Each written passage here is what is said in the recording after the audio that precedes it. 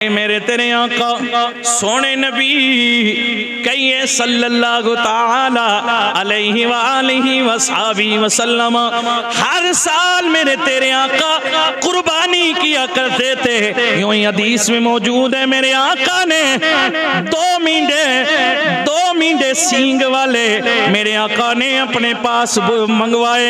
वो दोनों क्या थे? तवज्जो है, तवज्जो है, आपकी बात समझ में आ रही है? जरा तवज्जो से सुनना। मेरे आका ने दो मींडे सींग वाले अपने पास मंगवाए। मेरे आका खिदमत में पेश किए गए। मेरे सोने नबी के हुक्म से दो मींडे लाए गए और दोनों खसी थे। मेरे आका ने दोनों को अल्लाह की रजा के लिए लिटा दिया।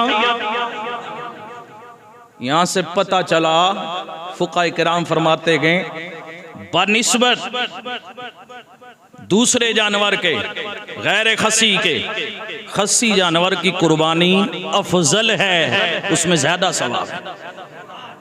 मेरे आका ने खुद भी कुर्बानी फरमाई खसी जानवरों की, खुद भी कुर्बानी फरमाई खसी जानवरों की, इसीलिए कि उम्मत को समझ आ जाए।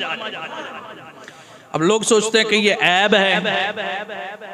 बाबा, खसी होना ऐब नहीं है, खसी होना ऐब को दूर करना है। खसी होना ऐब को दूर करना होता है, वो एक नुक्स उसका दूर हो जाता है। और खसी जानवर बिल्कुल साफ और शफाफ होता है, उसके गोश्त में बदबू गैर खसी वाली होती। तवज्जो है ना? भेड़ बकरियों वाले लोग हैं ना, ये ज्यादा समझते हैं इस चीज को कि जनाब वाला गैर खसी के गोश्त में और खासकर उसके सिरी में जनाब वाला महक होती है। तवज्जो है?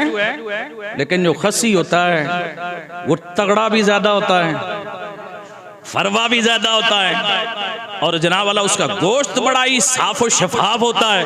तो हमें चाहिए कि हमें अगर खसी जानवर दीगर जो और ऐब शरीयत ने बताए हैं उनसे हट के मिल जाए तो हमें उसकी कुर्बानी अल्लाह की बारगाह में पेश करनी चाहिए। क्या करना चाहिए?